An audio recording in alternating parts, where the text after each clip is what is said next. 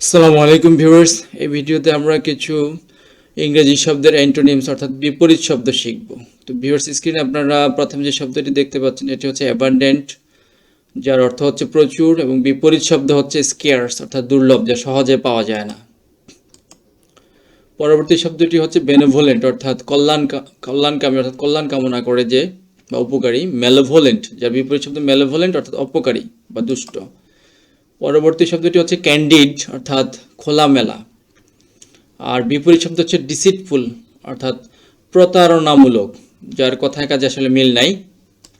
তার পরবর্তী শব্দটি হচ্ছে ডিলিজেন্ট অর্থাৎ পরিশ্রমী, এটাকে আপনারা ইন্ডাস্ট্রিয়াসে বলতে পারেন। আর বিপরীত শব্দটি হচ্ছে লেজি বা অলস। তার পরবর্তী শব্দটি হচ্ছে ইলেটেড অর্থাৎ আনন্দিত বা ডিলাইটফুল, যেটাকে বলা হয়। তার বিপরীত শব্দ হচ্ছে দুর্দশাগ্রস্ত অর্থাৎ মাইজারেবল, খুবই দুর্দশা। তার পরবর্তী শব্দটি হচ্ছে ফ্রুগাল অর্থাৎ মিতব্যয়ী, যে খুব হিসাব নিকাশ করে ব্যয় করে। আর বিপরীত শব্দটি হচ্ছে এক্সট্রাভেগান্ট অর্থাৎ অপচয়, যে অপচয় করতে অভ্যস্ত। তার পরবর্তী শব্দটি হচ্ছে গালিবল। গালিবল সহজে বিশ্বাস করে এমন লোক বা এমন, এটা অবশ্যই অ্যাডজেক্টিভ, সহজে বিশ্বাস করে এমন। আর বিপরীত শব্দটি হচ্ছে স্কেপটিক্যাল, সন্দেহপ্রবণ বা সাসপিসাস, এটা আরও বিপরীত শব্দ আছে। পরবর্তী শব্দটি হচ্ছে হারমোনি, যার এখানে মূলত অর্থটা হচ্ছে যে সামঞ্জস্য, আর একটা অর্থ হচ্ছে সুর। তা আমরা এখানে দেখব যে বিপরীত শব্দটি হচ্ছে যে ডিসকর্ড বা মতানৈক্য, মানে মতের অমিল। তার পরবর্তী শব্দটি হচ্ছে ইমপেকেবল। ইমপেকেবল অর্থাৎ নির্ভুল, আর এর বিপরীত শব্দটি হচ্ছে ফ্লড। ভিউয়ার্স, পরবর্তী শব্দটি হচ্ছে জুডিসাস অর্থাৎ বিচক্ষণ, তার বিপরীত শব্দটি হচ্ছে পলিশ বা বোকা। তার পরবর্তী শব্দটি হচ্ছে কিন, যার বাংলা অর্থ হচ্ছে উৎসুক, অর্থাৎ এটাকে আমরা ইন্টারেস্টেডও বলতে পারি।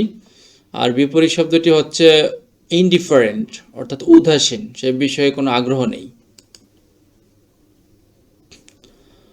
পরবর্তী শব্দটি হলো লুসিড অর্থাৎ স্পষ্ট বা সহজবোধ্য বা সহজে বোঝা যায় যেটা, এটাকে বলা হয় লুসিড। আর বিপরীত শব্দটি হচ্ছে কনফিউজিং অর্থাৎ বিভ্রান্তিকর বা পারপ্লেক্সিং। আরও অনেকগুলো ইংরেজি বিপরীত শব্দ আছে এই লুসিডের।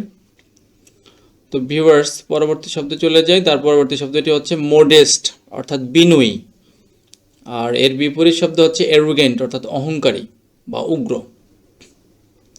তার পরবর্তী শব্দটি হচ্ছে নোভেল অর্থাৎ নতুন, আর এর বিপরীত শব্দ হচ্ছে কমন বা সাধারণ। তো নোভেল আমরা এর আরও অন্যান্য অর্থ আছে সাহিত্য, তো এটা আমরা নোভেলটা নতুন অর্থ আমরা ব্যবহার করি বা অভিনব অর্থ ব্যবহার করতে পারি।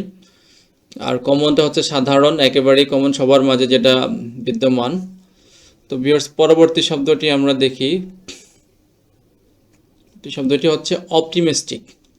অপটিমিস্টিক অর্থাৎ আশাবাদী, যে সব কিছুতেই হতাশ হচ্ছে না, আশা রাখছে, তাকে বলা হয় অপটিমিস্টিক। আর বিপরীত শব্দ তা হচ্ছে পেসিমিস্টিক অর্থাৎ নৈরাশ্যবাদী, যে আসলে সব কাজে একটু নিরাশ হতাশ হয়ে যায়, তাকে বলা হয় পেসিমিস্টিক।